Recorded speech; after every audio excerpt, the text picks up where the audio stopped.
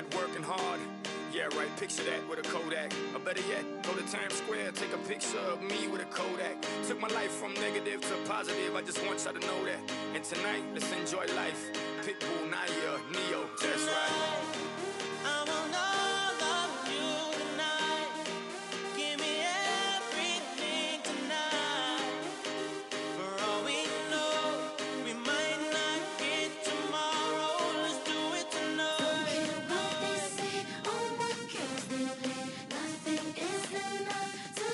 Let's do it tonight.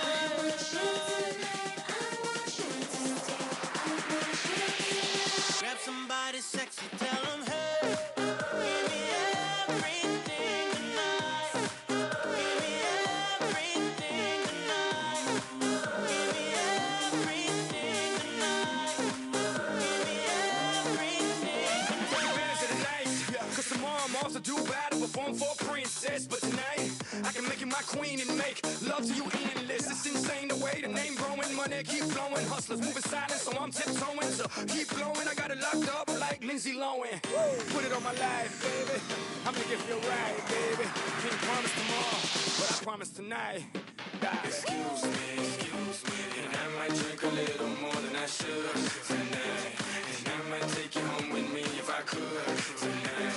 And baby, I'ma make you feel so good tonight. Cause we might not get tomorrow. Tonight, I want all of you tonight.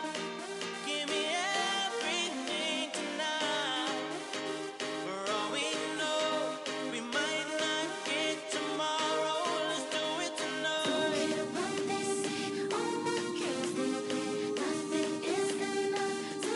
Let's do it tonight.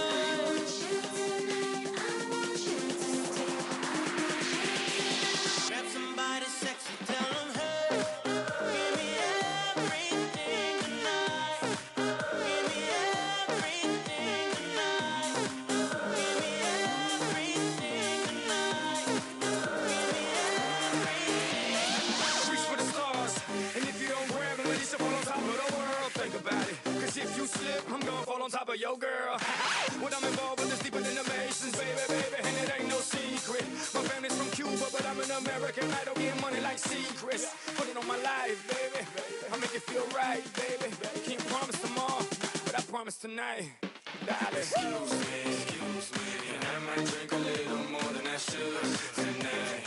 And I might take you home with me if I could tonight.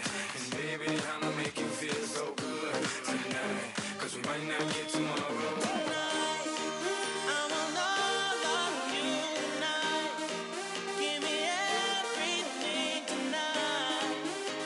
For all we know, we might not get tomorrow. Let's do it tonight.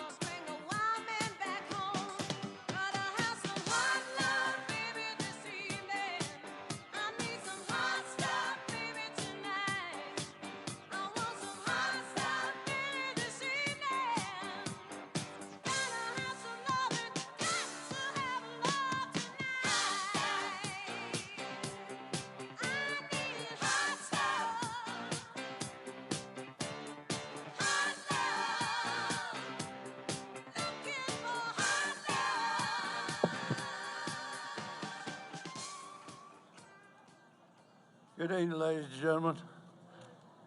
I'm Sheriff Ashley Parker of Lowndes County. Glad to have you here. We would like to start the program the way we start every morning at the Sheriff's Office with prayer. My pastor, Reverend Chuck Owens, First Baptist, will come up and do the prayer.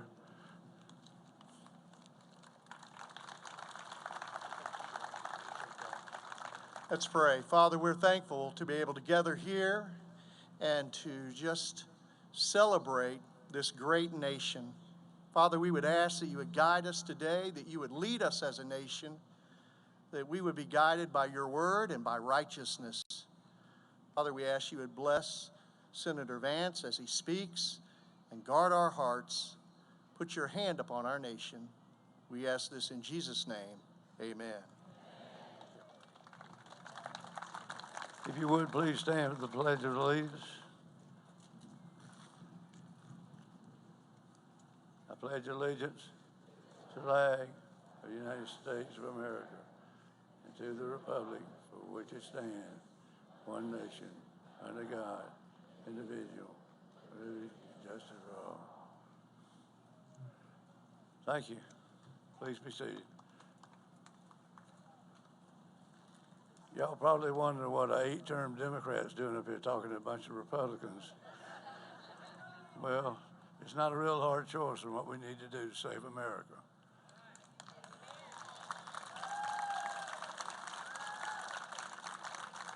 And I hope you know I have a reputation of trying to do what's right, and the right thing is to support the ticket for Senator Vance and President Trump. I was asked a question the other day by one of the media, what in the world are you doing? Are you just hosting this, or are you behind them? I'm 199% behind these people.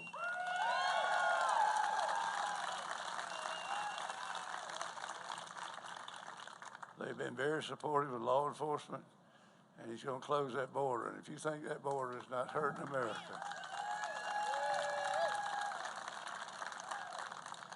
we started here in Lowndes County doing drug interdictions since 1992, and we are seeing a proliferation of drugs like we've never seen before, especially fentanyl, which is a killer drug, and all the other drugs, but fentanyl is the worst I've seen in my 30-year career. And we got 3 or 4 kilos. You'll see some of it later on, and it's not going to slow down. It's only going to get worse. We're right here on the corridor on 75, I-10. We assisted Columbia County Sheriff's Office a couple of months ago. We made the biggest drug seizure ever made in Columbia County's history. So the drugs are flowing. We've got to close that border. And you know, the sad thing about that border also is we have some fantastic Hispanic people in this county. Been here a long time, but they're getting lumped in with the Haitians and all the other mean people that are crossing, and the terrorists. We've dealt with terrorists. So let's get behind this group. Let's get this border closed. Let's get them elected. And we got to work hard to do it, because you know the other side works. And I'm not part of the other side. I'm going to try and set an example of the way a Democrat ought to be, honest and thorough in their job. But I'm definitely behind Trump. Thank y'all for being here, and I'll turn it over to the next speaker, Sheriff Andy Hester, who's a great friend of mine.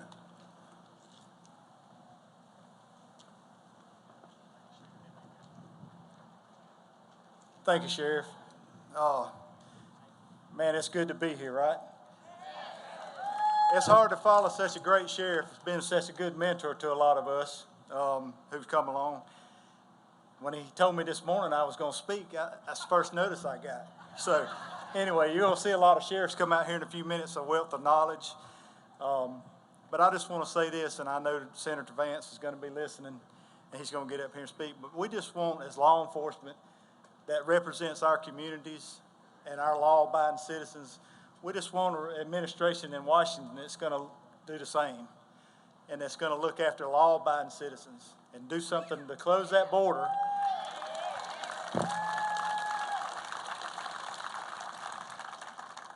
To close that border, because it's not just a certain group of people that might come into our country that's not documented. There's 195 nations out there that could be coming across that border. It could be the northern border or the southern border. Not anybody here I know is opposed to legal immigration. It's the illegal immigration, undocumented people, that we have to look to try to find out who they are. So the law enforcement officers that you will see come out here shortly, the sheriffs, again, we're not opposed to what's legal. We're opposed to anything illegal, and that federal government is responsible for looking after our borders, and that's what we expect out of administration. And I know that Mr. Vance and President Trump, going to be President Trump, that's what their goal is. Not just that, but to look after Second Amendment rights and other things of law-abiding citizens. That's the key. If you're law-abiding, we want you taken care of. So I appreciate it. I appreciate being asked, Sheriff, to come up and speak. And we just want them to do what's right. So thank you for letting me speak. Russ Goodman, Senator, is going to come up and speak next. And thank you again.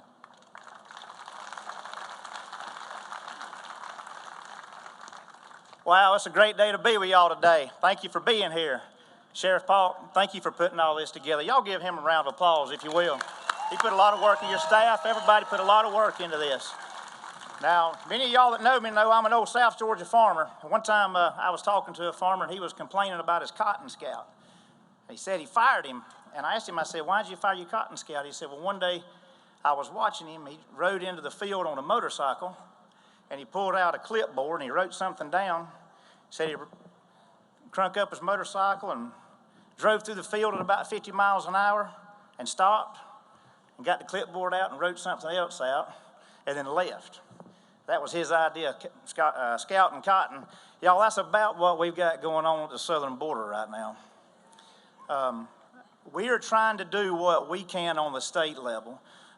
This past session, we stood up the law enforcement division for Commissioner Tyler Harper and his agency, the Department of Agriculture. Y'all, they just found 2,500 pounds of methamphetamine at the Atlanta Farmers Market and Mexican celery. This fentanyl epidemic, y'all, it is truly an epidemic. There is more fentanyl coming across our border every year than it would take to kill every American citizen. We're talking about no more than what you can put on the tip of a pencil. Over 70% of all drug-related overdoses are attributed to fentanyl. And the people that are going to come up and speak behind me have become family. There's another law that we passed this year. It's called Austin's Law. And Gus and Beth, right here in Valdosta, many of you may know them. They're the salt of the earth, best people you ever wanted to meet. They began emailing me asking what could we do to address the fentanyl crisis because their son Austin died from fentanyl. And I would forward those emails to the lieutenant governor, to his general counsel. And what we found out is these people that are selling these drugs in the streets, they were able to hide behind the fact of saying, oh, I didn't know it had fentanyl in it. Well, when over 70% of all drug-related deaths are attributed to fentanyl, you know that if you're selling illegal drugs, there's a good chance it could be laced with it. Fentanyl knows no socioeconomic status, no race, no gender, no political affiliation. Y'all, it's so bad that in the General Assembly, in both the House and the Senate, that law passed unanimously. And I'm pleased to report that I know for a fact it's been used over 4 or 5 times now since the bill was signed into law. That bill was signed into law right here in Valdosta. And Gus and Beth are making a difference. I love y'all. Anything that I could say to you today will not be as impactful as what they're going to say because they've lived it. Every town in this country has become a border town because of the policies that we're living under right now. Gus and Beth, if y'all mind coming up and say what's on your heart, and thank you for everything that you've done to make a difference.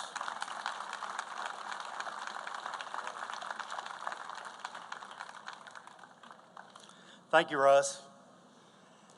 When he reached out to me about 36 hours ago, he said, I'd like for you to come and speak to a group. I had no idea that this was going to be the group. I didn't know that until we walked through those glass doors. As Russ said, we, my wife and I, Beth, lost our son 3 years ago next month. And for the last 18 to 24 months, we've been working in the state of Georgia to get some laws passed to stiffen the penalties against dealers who actually cause the death of somebody from fentanyl. And Because of Russ's help and the great people in the state of Georgia in the Senate and the House, we were able to make that happen. And we are absolutely tickled to death to be able to stand here today and say that law is in full force, and we are putting a stop to this.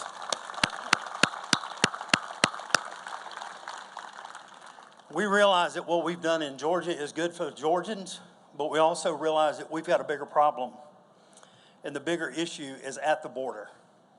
And under the current administration, we have no control. There's nothing happening at the border. My concern that I'm going to share with you today is that the border is really a two-pronged issue. We've got illegal immigrants coming into the United States in unprecedented numbers. There's thousands of miles of border that is unprotected. And that is a huge problem. And we've got to fix that problem. But the other problem that most people aren't aware of is that 90% of the illegal drugs that come into this country are coming through regular customs. They're coming through in individuals' cars. They're coming through in trucks. Just like Russ said, they found all that methamphetamine in a celery truck.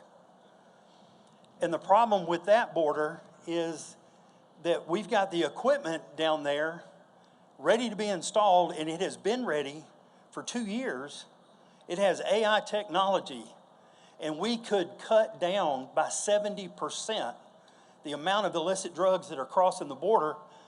But the Biden and Harris administration will not allocate the $300 million necessary to help fight that. We can't get those machines installed. They're sitting at the border in warehouses. And y'all, like I said, illegal immigrants are a huge problem in the United States. But illegal immigration did not kill 112,000 people last year. 112,000. Fentanyl did. 112,000 people. There's an American citizen dying every 4.5 minutes in the United States right now from fentanyl poison.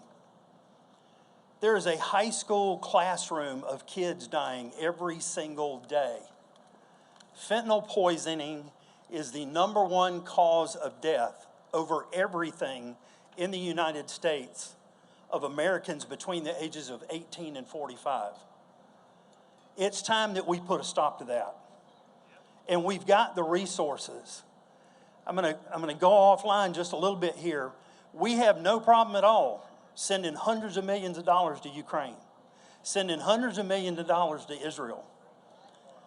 And I personally believe that if Trump was in the White House, we wouldn't even be in those wars right now.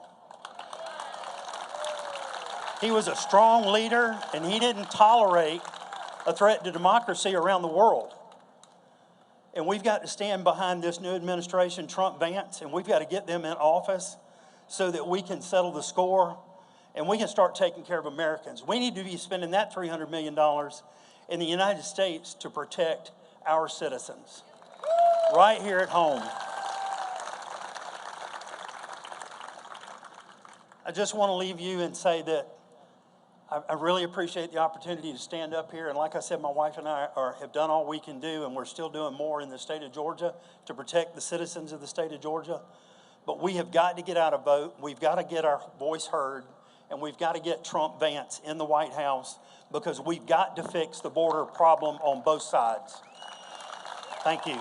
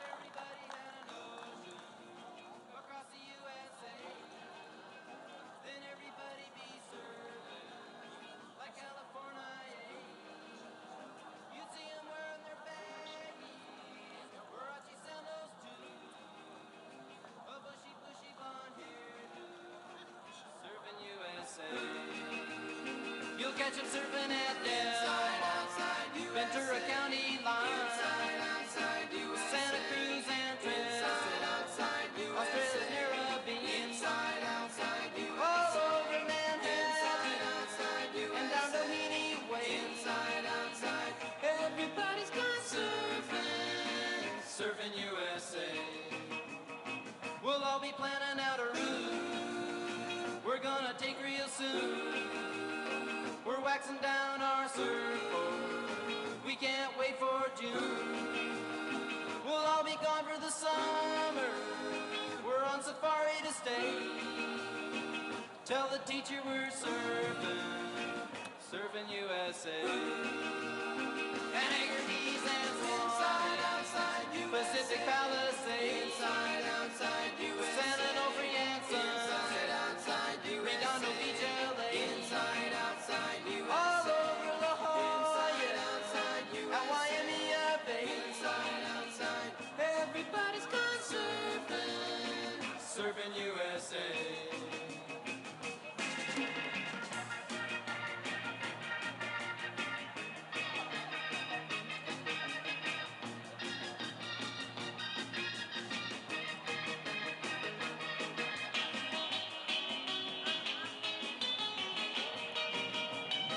Everybody's gone surfing USA. Everybody's gone surfing USA. Everybody's gone surfing USA. Yeah, everybody's gone surfing USA. Yeah, everybody's gone surfing.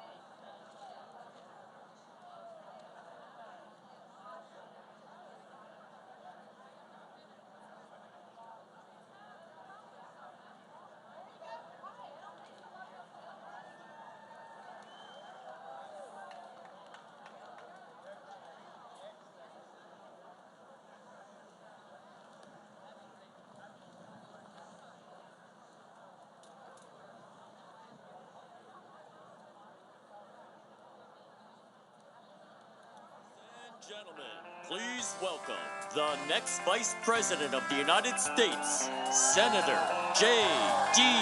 Vance.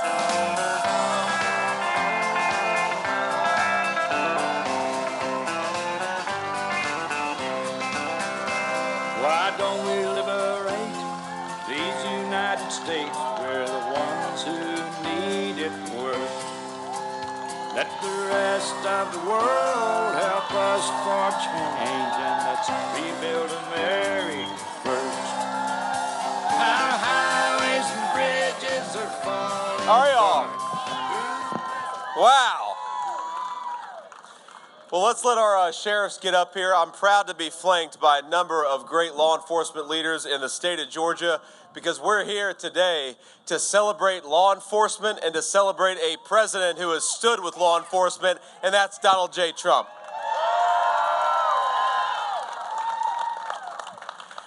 Now, we ought to remember here that we have the best country in the world. We got the best workers in the world. We've got the best people in the world. We've got the most beautiful and most abundant natural resources in the world. But the one thing that we have got to do to fix this country is fix the leadership, because as much as we've got incredible blessing and incredible bounty, we have got a screwed up vice president calling the shots, and I think it's time to fire Kamala Harris, not to give her a promotion.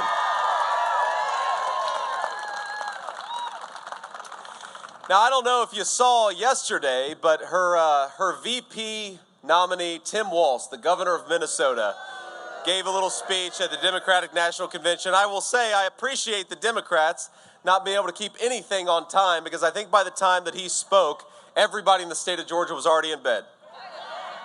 And if you weren't asleep at the beginning of the speech, you were sure as hell asleep by the end of the speech. Ain't that right? But look, it's interesting that they are running, trying to pretend to be tough on crime people. Kamala Harris says that she's now tough on crime. She's got religion. She found Jesus about being tough on crime, and she found it about a month ago when Joe Biden dropped out of the presidential race. Because the record of Kamala Harris and the record of her running mate is doing everything they can to make the lives of our law enforcement harder, to make it harder for them to keep our communities safe. Kamala Harris was the prosecutor in San Francisco, California. And if you think San Francisco, California has been well run from a tough on crime perspective, then I've got another thing to tell you. One of the most, by the way, a beautiful city, San Francisco, California, has been destroyed by the leadership of people like Kamala Harris. Kamala Harris wants to take San Francisco liberalism nationwide, and I think we are not going to let her. Georgia is not going to let her, and it starts right here in Valdosta.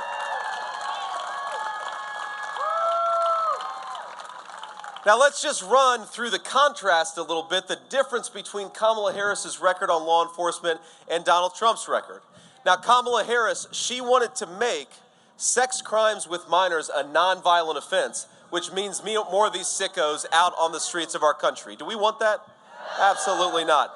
Kamala Harris wanted to defund the police. She said it on video. Do we want to defund the police? Kamala Harris wants to make it easier for soft-on-crime prosecutors to go after our law enforcement. Do we want that? So do we want Kamala Harris as the prosecutor-in-chief of this country? No, we want Donald J. Trump, and that's exactly what we're going to do.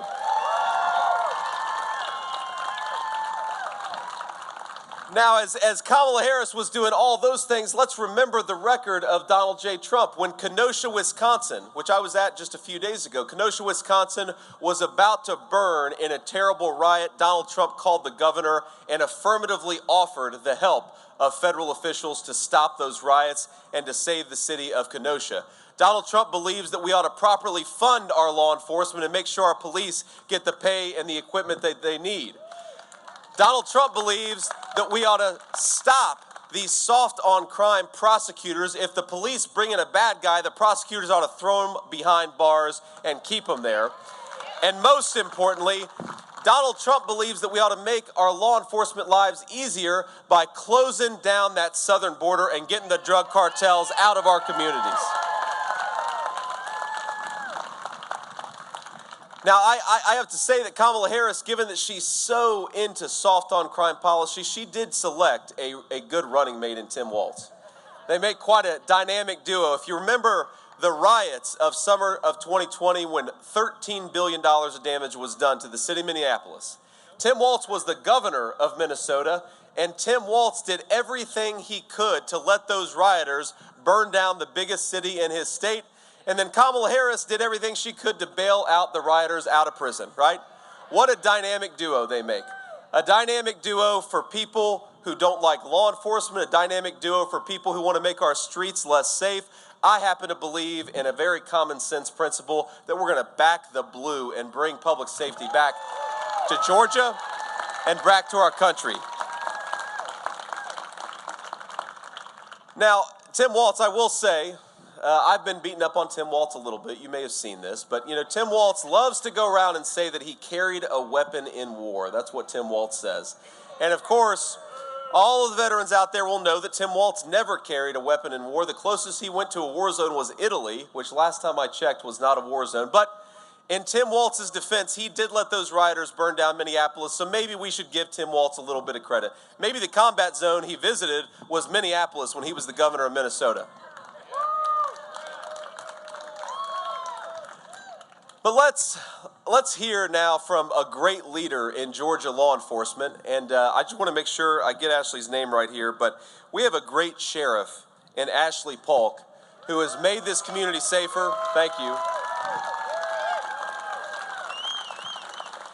And I know he already offered a few words, but Sheriff, if you would, come up and just say a few more words about why we got to back law enforcement. Here's Sheriff Ashley Polk. Give him a round of applause.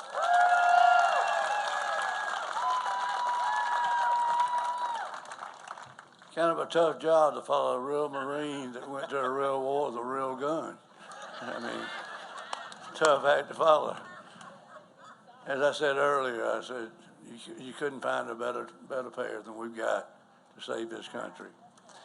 They're very much pro-law enforcement, and y'all know how I feel about that. Because we're there to work together with them. But we have got to get out and get these people elected because it's the most important election I've ever been in my life. It's not even me on the ballot, but I want to. By the way, I did not recognize the person that can really get elected. Where's my wife of 57 years? That's who's always got me elected. Ginger, thank you for all you do. And you will be working for the party. But let's us all get together and get out and work and carry your neighbors to the polls, and because this is the last chance to save America we'll ever have. If we don't do it this time, we're going to lose it. Thank y'all.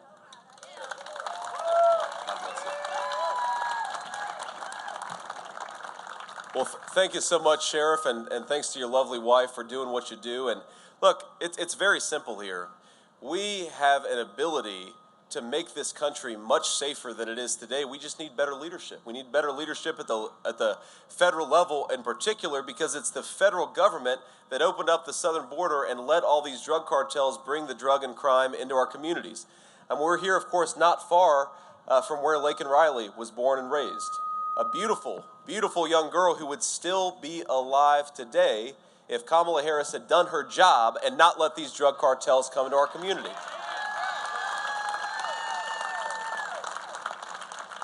And I'm proud, and I know President Trump is proud, to have been endorsed by local law enforcement here in Georgia, but we also got some good endorsements in Wisconsin and Pennsylvania. Law enforcement knows that Donald J. Trump is the law and order candidate in this election, and you all have an incredible power to get out the vote, to drive people to the polls, and make sure he actually becomes the next president of the United States. So thank you all for everything that you're doing.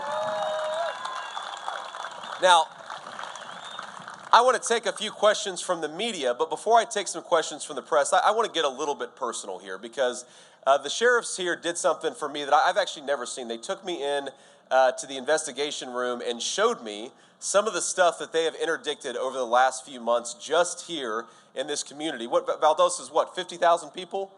Small town Georgia, you would not think is so close to the poison that the drug cartels are bringing into this country, but every town is a border town and every state is a border state because of the policies of Kamala Harris. Now, you've got sheriffs behind me who are doing everything they can to keep our communities safer, but they need a federal government that makes their job easier and not harder. And I got to tell you, I've got three little kids. I've got a 7-year-old boy, a 4-year-old boy, and a 2-year-old girl. And what they showed me were boxes of candy that looked like nerds, looked like Sour Patch Kids, looked like Snickers bars, and they're boxes of candy that are actually dangerous drugs. And why did the drug cartels manufacture them like that? Because they wanted to hide them from law enforcement. And we know what's going to happen is if a pack of that candy finds its way into our communities or into our playgrounds, some kid, through no fault of their own, is going to pick up a piece of candy and it is going to take their lives from them. And I don't want that to be my child, and I don't want it to be your child either. And that's why we have to fight to change leadership in this election. Think about how sick you would have to be to manufacture drugs that look like children's candy, and think about how sick Kamala Harris has to be to let those people do business in our country instead of throwing them the hell out of our country, which is exactly what we should be doing. This is a disgrace, ladies and gentlemen. This is a disgrace born of our own failed leadership, and we can do so much better.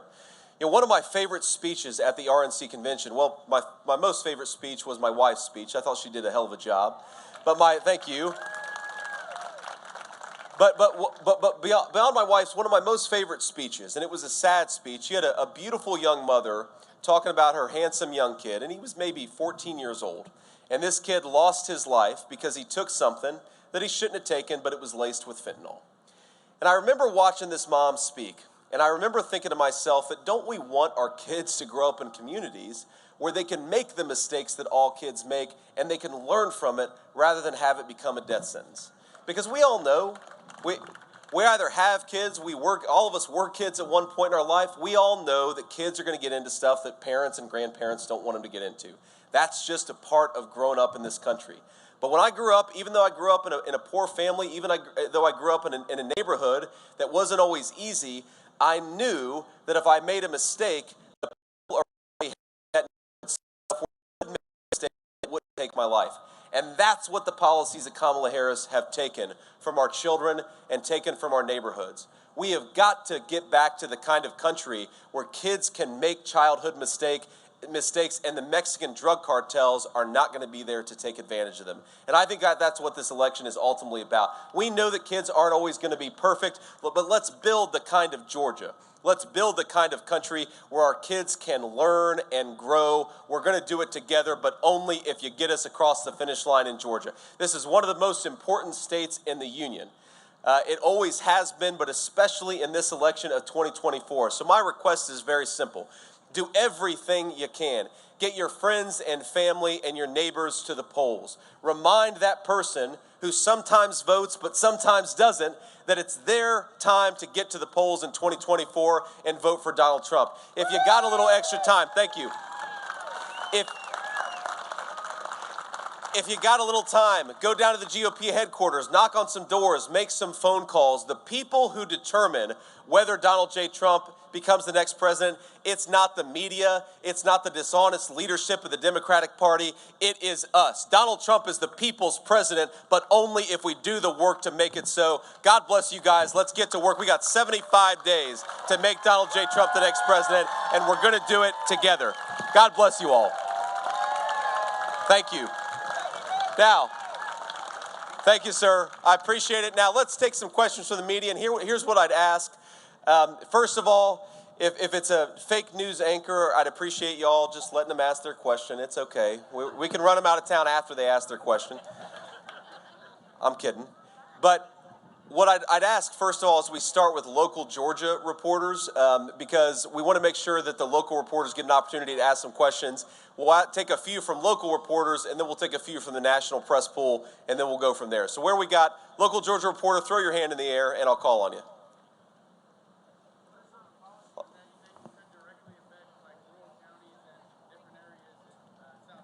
Yes, sir. The question was, what are some policies that are going to affect rural America and certainly rural South Georgia? And I think, look, the first and most important thing is rural America has been affected by this terrible poison the drug cartels are bringing in as much as anybody. We have got to close down the border and stop the cartels from bringing this poison into our communities. We've got to re-implement basic law and order and public safety policies because, look, I believe whether you live in a big city or a small rural area, whether you're black or white, rich or poor, public safety is the birthright of every American citizen. And if we do that, rural America is going to benefit more than anybody else. And the final point that I'll make is, look, we know that our rural areas, our schools are overstressed and sometimes underfunded. Our local hospitals don't have enough resources. We've seen massive closures in rural hospitals over the past few years in this country. What makes rural hospitals not financially viable? It's when you bring in millions of illegal aliens into your country and you give them free health care paid for by American taxpayers. I want American citizens to benefit from our great health care system, and I want American taxpayers to support their fellow countrymen, not people who don't deserve to be here in the first place. Ma'am. Good afternoon, Senator Vance. Thank you. I can hear you. Yep. How do you respond to Democrats who say that they have tried unsuccessfully on Capitol Hill to pass a border security bill and that, in fact, it's been Trump and Republicans who held it up? Yeah, ma'am, I appreciate that question. And for those of you who couldn't heard it, how do we respond to Democrats who say that they tried to pass a border security bill? My response, ma'am, is I was there in the Senate when they tried to pass that border security bill, and it had nothing to do with border security. It had to do with codifying a lot of the executive orders of Kamala Harris and Joe Biden that actually further opened the southern border. For example, the policy of catch and release. This is where a person comes into our country, they claim asylum, and then they're released into our country with no follow-up. Sometimes they don't come back for 5 years, sometimes they don't come back for 10 years. Kamala Harris and Joe Biden implemented catch and release through executive order. Their so-called border security package would have made catch and release the law of the land. So even if you have a guy like Donald Trump come in, he can't undo it because Congress has codified one of the worst open border policies in America. Everybody knows, everybody with an ounce of common sense knows, when Kamala Harris became president, she said she wanted to, vice president, she said, I want to suspend deportations, and she did. I want to stop Donald Trump's Remain in Mexico policy, and she did. The reason why we have an open border is because Kamala Harris undid the policies of Donald J. Trump. We bring Donald J. Trump back, we bring those policies back, we will get border security, but you've got to have a president who wants to do this stuff. Thank you all. Georgia? Yes, sir. Please ask a question.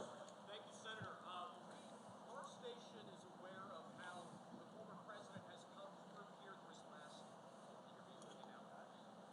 I don't think the microphone's on. It's okay. Just talk loud. Sorry about that. That's a Chinese-made microphone, actually. This is an American-made microphone.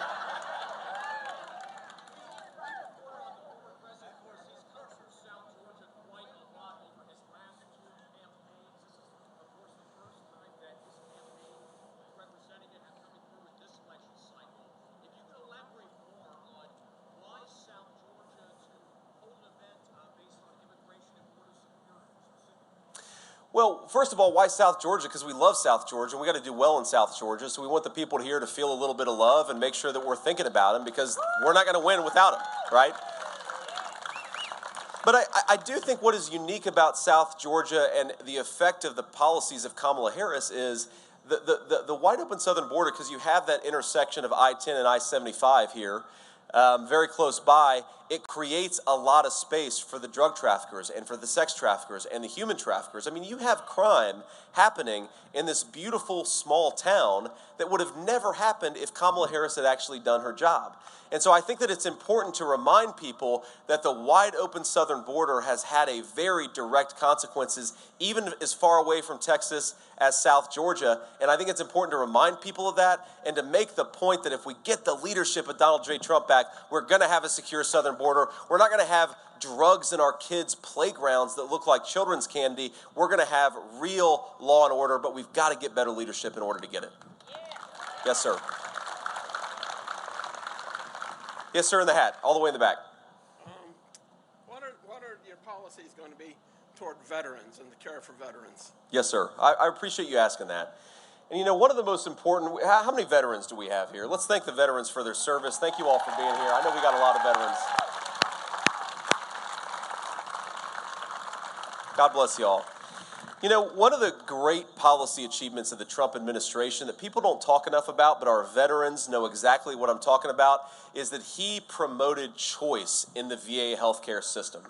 One of the main ways, when I got out of the Marine Corps, the main way that I had health care, because I couldn't afford it otherwise, was through the VA healthcare system. You've got great people working at the VA, but sometimes, especially in our rural areas, you've got a lot of veterans who are sitting on the phone for 3 hours trying to get an appointment, who can't get an appointment. Donald Trump changed that more than any president of my lifetime. He gave veterans choice in the healthcare system, and that was a huge achievement and something the media doesn't talk enough about. The other thing Donald Trump did is again, you've got 95% of the people in the VA who are great patriots, who are doing a great job, and I think my veterans here would back me up on that. But like every bunch, you've got a few bad apples, and you've got to be able to fire the bad apples to allow the good apples to do their job.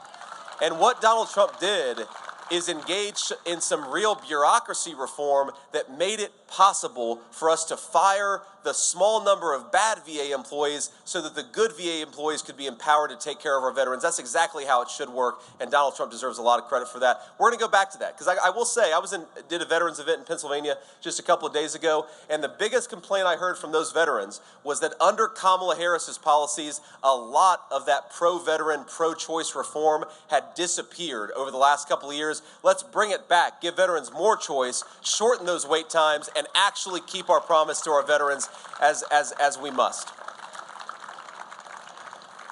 Maddie, you got a question? Yeah, I would just say, Senator, first off, thank you for actually taking questions. Do you think that it's time for Governor Walz and Kamala Harris to actually do a press conference and do an interview with the media? I think it's time.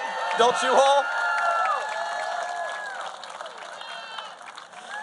Look, it is such a cool thing to be able to run as Donald Trump's running mate and to be able to ask these wonderful people to be their vice president of the United States. It's an amazing honor. Aside from being a dad to those 3 babies and a husband to my wife, the greatest honor of my entire life is standing up here and being able to run to be the next vice president of the United States. But it is an awesome thing. It's not just a cool thing. It's not just a wonderful thing, though it is. I am asking you all for something that is quite profound. It's to be the vice president of the most powerful nation in the world at one of the most important times in our history. If you want to get that kind of job, and you're asking the American people to give you that kind of job, I think you ought to interview for that job, right? There are a lot of jobs that are less important than vice president of the United States, where we expect people to interview before they get a promotion. Kamala Harris is asking the American people for a promotion, but she refuses to actually talk to them before it. Think about it. Every single event that Kamala Harris does, she's got a teleprompter in front of her. And I think the reason is because Kamala Harris cannot explain why she wanted to defund the police. Kamala Harris can't explain why she suspended deportations on day 1. Kamala Harris can't explain why she cast the deciding vote on the Inflation Explosion Act that made the price of groceries and housing so expensive for normal American citizens all over this country. And because she can't answer those questions, she is running for the American people. But my ask, Whether you're a Democrat or Republican, whether you agree with Donald Trump on all the issues or most of the issues, or you disagree with him on most of the issues, is at least Donald Trump is who he is, and he respects the American people enough to go out and earn their vote instead of being expected to given their vote. We'll just do a couple more. Any other Georgia folks who haven't asked a question before we go on? We'll do a couple national. Sir. Senator, the former lieutenant governor spoke at the DNC, had some choice words about the former president. I saw that too. We also know that Brian Kemp has also had some tough things to say about the former president. What's your reaction to these top Republicans from the state having reservations about the president and telling other Republicans to dump Trump? Well, look, first of all, of course, Tim Walz is going to attack Donald Trump because Tim Walz doesn't have a record to stand on. What I found very interesting, did anybody watch Tim Walz's speech? Okay, good. I was going to lose a lot of respect for you if you had said yes. If you watched Tim Walz's speech, it's part of my job, so I had to. You know what he never did? He never once said, I know we've got some train noise in the background here, so I'll try to be loud, but he never, it's the Trump train, that's right, ma'am. God bless you.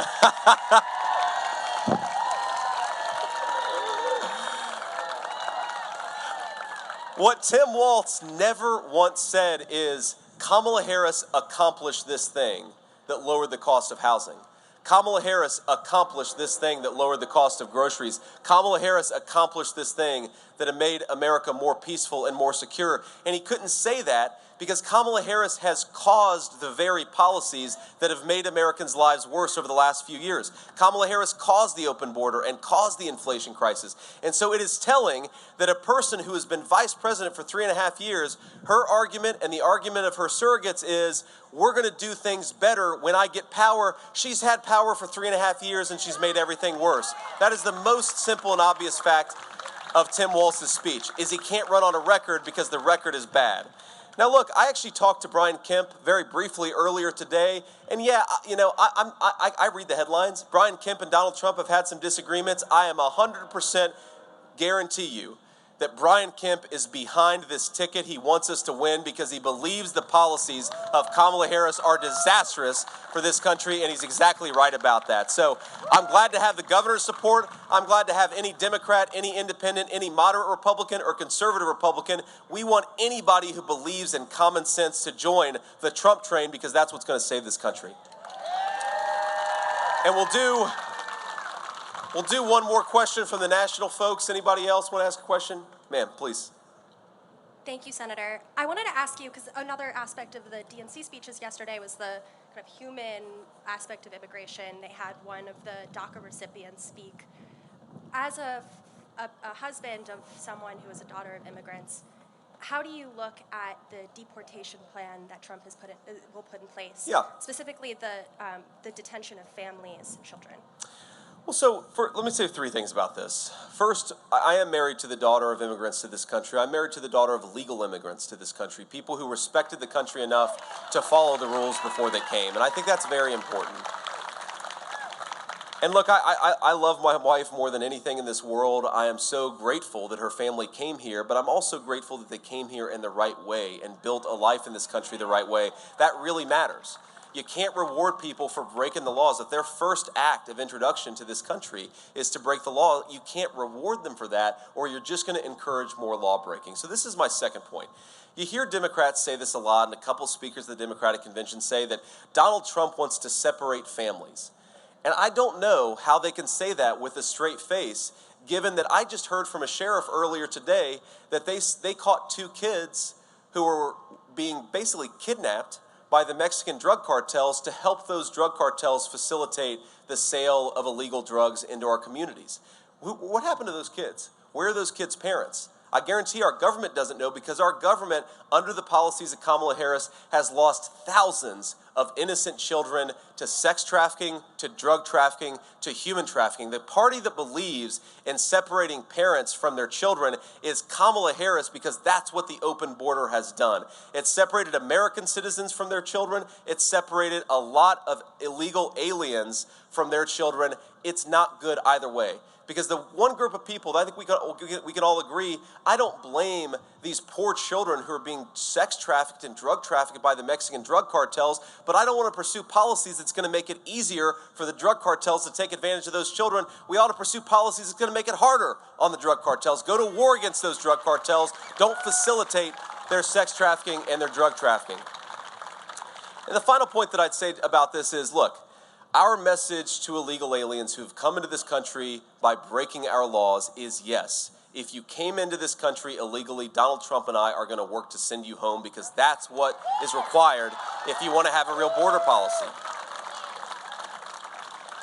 And our message to everybody who wants to come to this country is come through the right channels, because as soon as Kamala Harris is booted out of office, and it's going to happen in just a few short months, as soon as Kamala Harris is booted out of office, we are not open for business to illegal aliens or to the Mexican drug cartels anymore. That is our solemn promise to the American people, and we are very serious about it. So let me, since that's the last question for the press, and I know we have to get on the road here, let me just say a word of gratitude to all of you and to our law enforcement. We really believe in what you do. We believe that your work is sacred and important. We are grateful to you for doing it. We're grateful to you for putting your lives on the line to make us safe. And in just a few short months, President Donald J. Trump is going to make your life easier, not harder. God bless you guys. Let's work to get it done. Thank you all, and good to see you.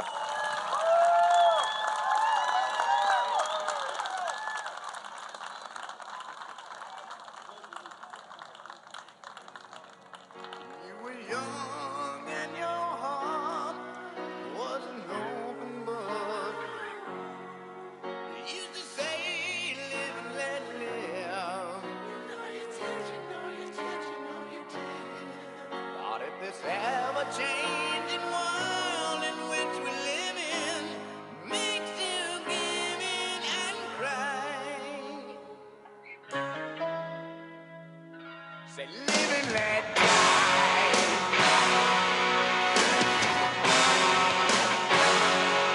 Live and let die.